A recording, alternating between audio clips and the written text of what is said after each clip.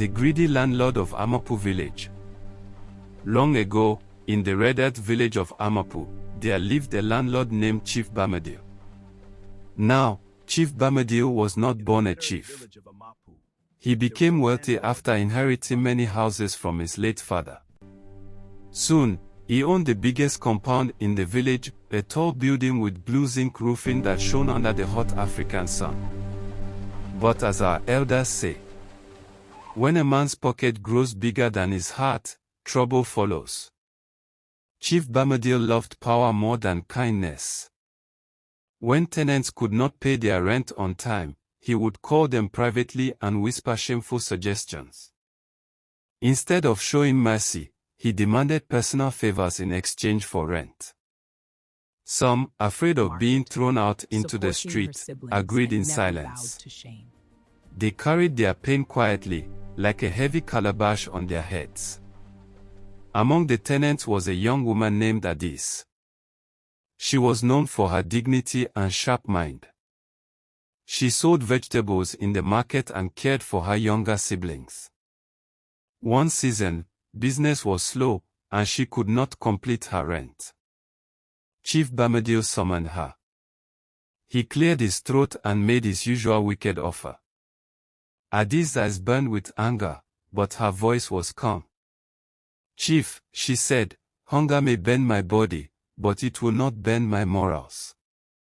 The chief's pride was wounded. The next morning, he sent her a quit notice.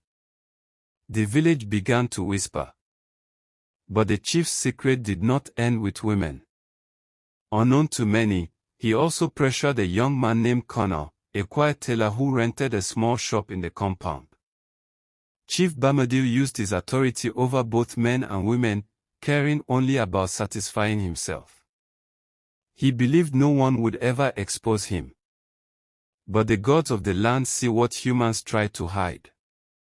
One evening, during the New Yam festival, an elder stood up in the village square. Word had spread.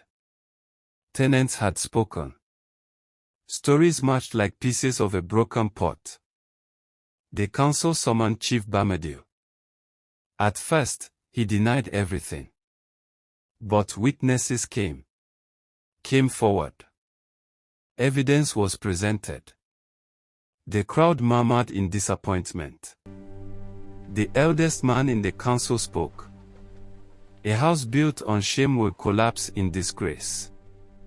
The chief was stripped of his title. Many tenants left his compound. His once busy building became empty and silent. Even the laughter that once filled the courtyard disappeared. Adis found shelter in another compound owned by a kind widow.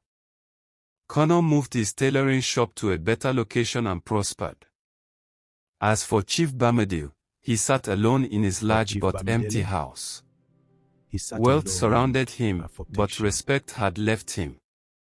And as the harmattan wind blew dust through his lonely compound, he finally understood. He had mistaken control for strength.